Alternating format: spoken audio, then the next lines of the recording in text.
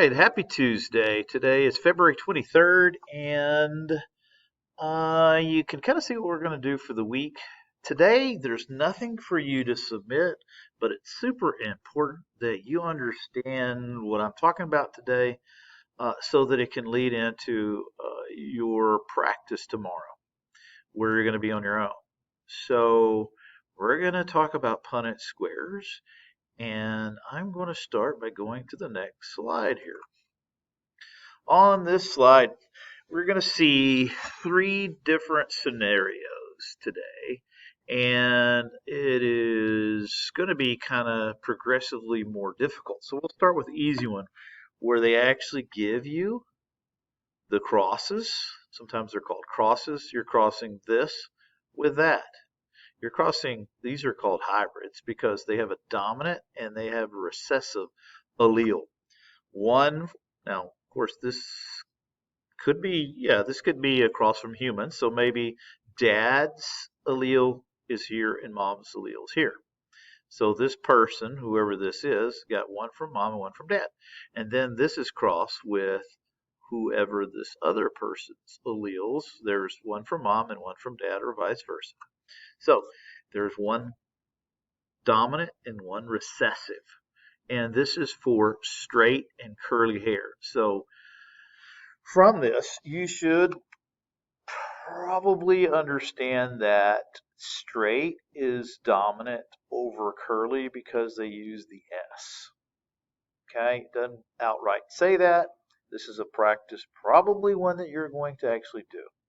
So let me show you how to set this up. If you don't mind, I'm going to turn on my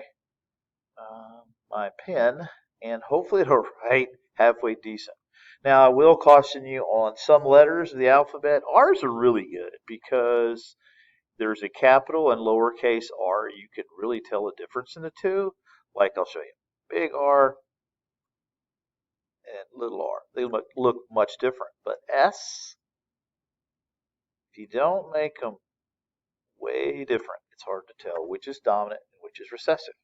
So, straight hair, I believe this is dominant over curly hair. Okay, so you got one allele for straight and one allele for curly.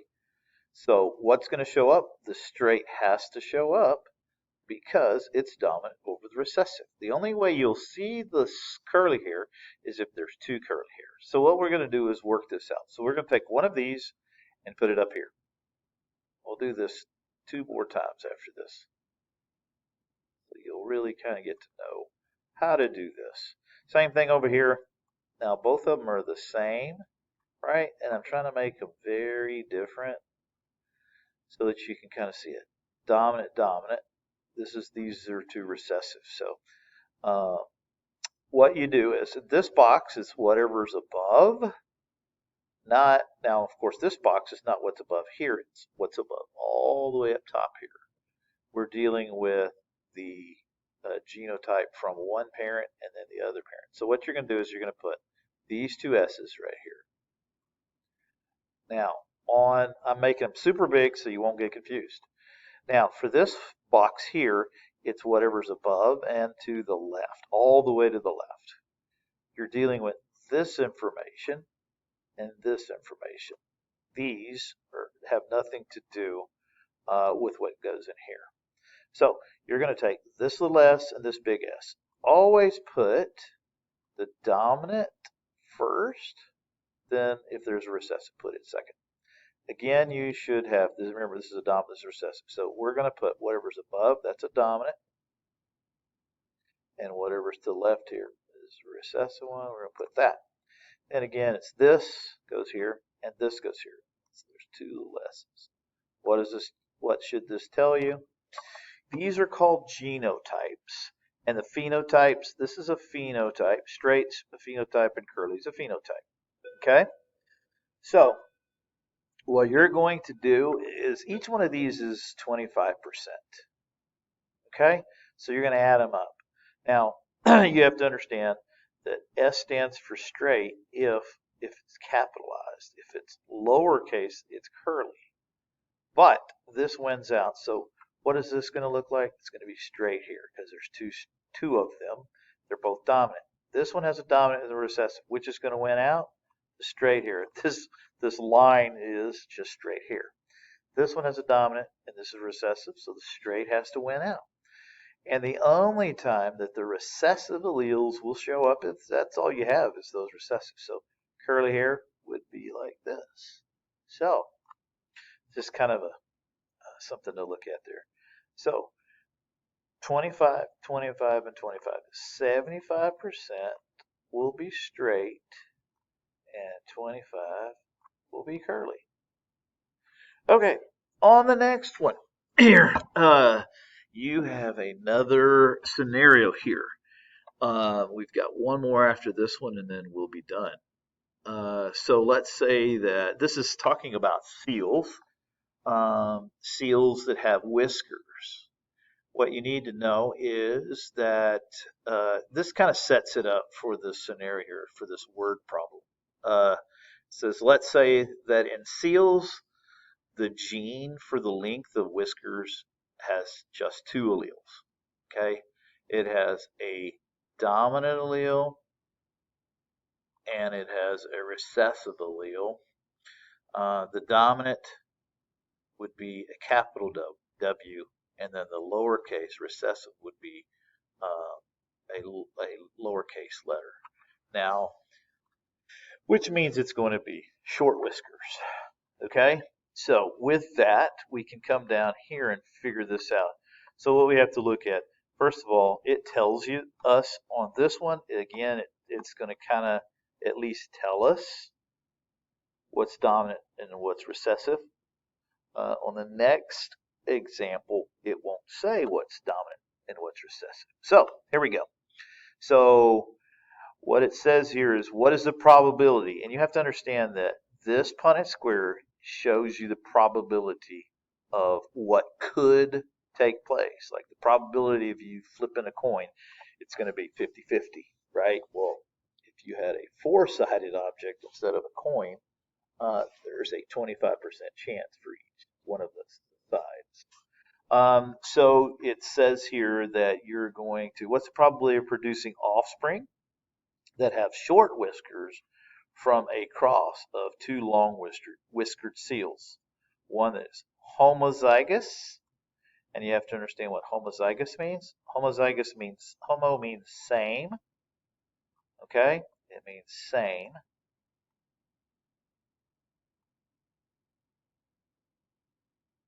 And then heterozygous means different. And I'm not going to write that out because it takes so long for it to write out. All right, so it's homozygous. Now, there's two different types of homozygous. There's homozygous dominant and homozygous recessive. So this is homozygous dominant. What letter are we using? They already told us. We're using W's. Okay, I'm going to put this homozygous dominant right here. Homozygous dominant would be capital, because it's dominant, right? And I'm going to make them super big. Wow, that looked weird. And then heterozygous would be, heterozygous means different. There's only one way you can have something that's different. If you're talking about letters like L, that's a capital L, and then this is a lowercase l. That would in fact be heterozygous. Homozygous would be two capitals or two lowercase. But here it tells you it's dominant. So if it's homozygous dominant, you're going to have capital W, capital W.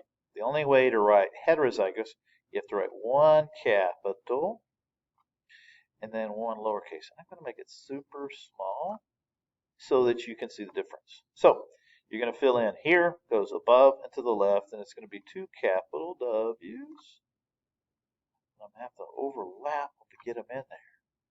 Okay?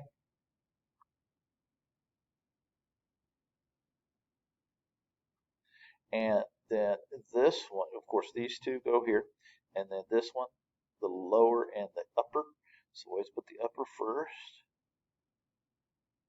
And then I'm just going to put a little bitty one right here. And you can hardly see that. And then again, it's this one and this one. So you've got a capital W and a lowercase w. Now, what you should be able to see out of this, let me put this like that. What you should be able to see out of this It has a capital in each one. That means it's dominant. So what's going to show up is the capital, which is long whiskers. Now you could have used L for long and then the lowercase for short. That would have worked just as well. But they already set it up with the W, so that's probably the best thing to do. So 100% of them.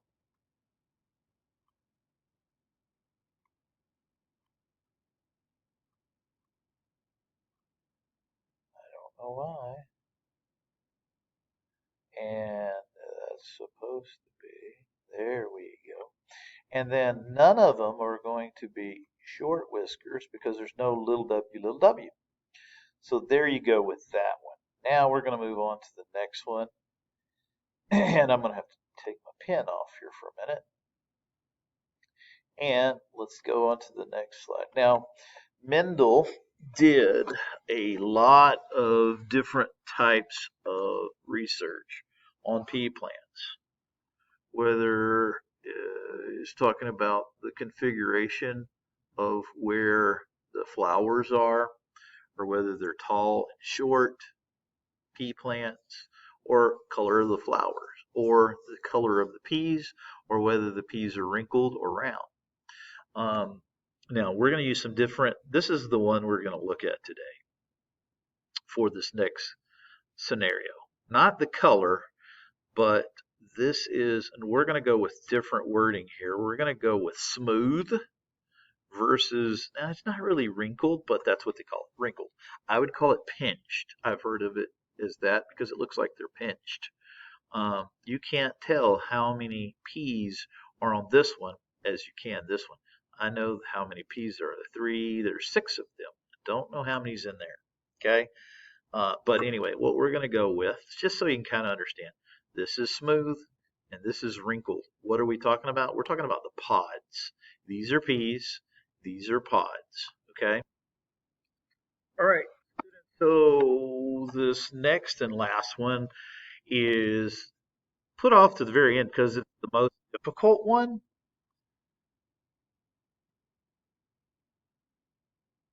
So let me read it to you first. It says a heterozygous smooth pea pod plant is crossed with a wrinkled pea pod plant. There are 2 alleles for pea pods, smooth and wrinkled. Predict the offspring from this cross. Okay, so in order for this to take place, you're looking for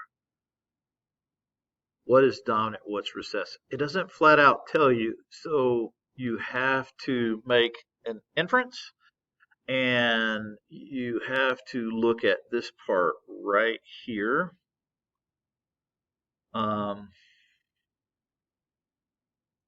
This part right here tells me,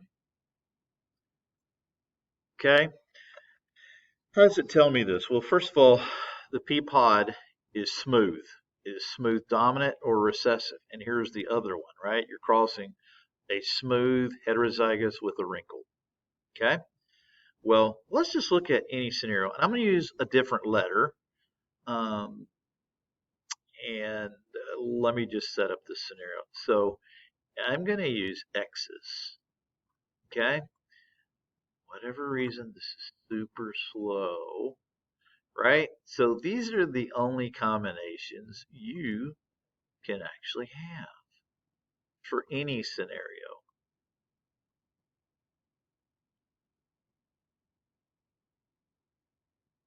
Super slow for whatever reason. Okay, so here's the setup here. Oh, perfect.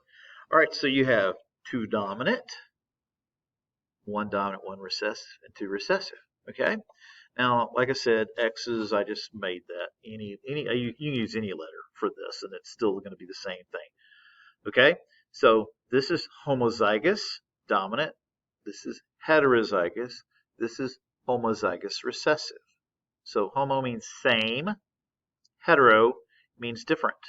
Okay, like a heterogeneous group is a kind of a mix of people. So this is what we're talking about here. heterozygous smooth. So if it is smooth and it's showing up and it has a dominant and recessive, well, what is the dominant trait? It has to be smooth because you have one dominant, one recessive. Okay? Now, so let's look at this. So if I erase this, then we'll go back to, we know now that it's smooth is dominant. So we're going to go with, this is heterozygous.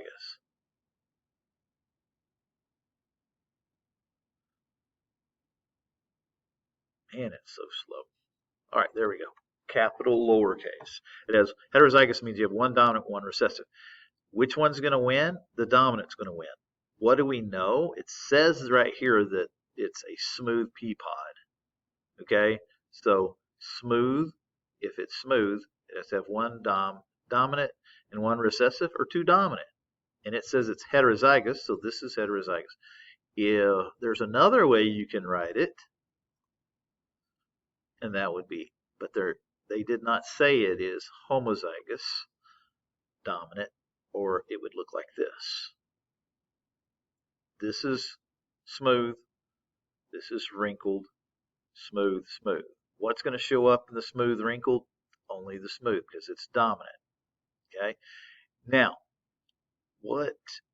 so we know this is the setup right here for this one.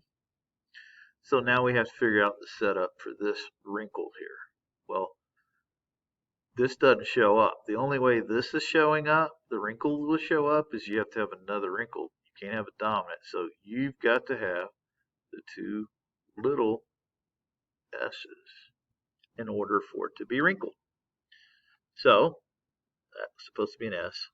Let's fill it out. So we need this one and we need this one. Doesn't matter where. Let's put this one on the side.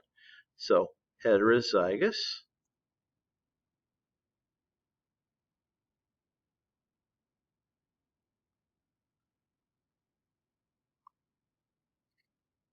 And this is going to be homozygous recessive, which makes it wrinkled. Real small.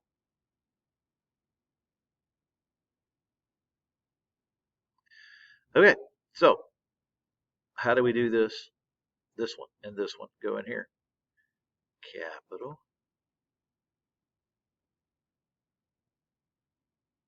lowercase. Sorry it takes me so long. Capital, lowercase. And then this is little, so we've got lowercase, lowercase.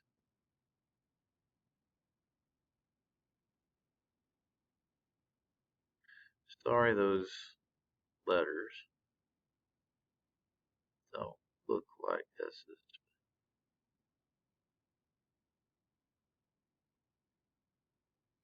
All right, so now what we need to look at is these are both little, so 50% are going to be wrinkled, and 50% of them are going to be smooth. Okay? So smooth. So it says, what is the genotype for the smooth? So here's the genotype for the smooth. So big S. This is kind of to start you out, right? The genotype for the smooth was this. Why? Because it's heterozygous. One big, one little. What was the genotype for the wrinkle pea pod? Wrinkle, there's only one way. Little s, little s. Okay? And then the last thing is, I'm fixing to run out of time, so I need to hurry. The last thing is the percentages. It's 50 here.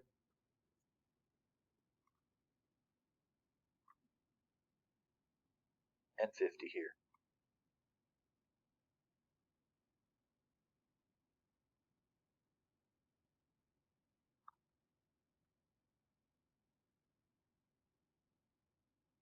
Okay, and there you go. So 50% of the time you're going to have wrinkled from this combination here, these two that are crossed, and 50% of the time you're going to have 50% you're going to have smooth and 50% wrinkled. Okay, Hopefully that helps out for tomorrow. Okay? Have a great day, guys.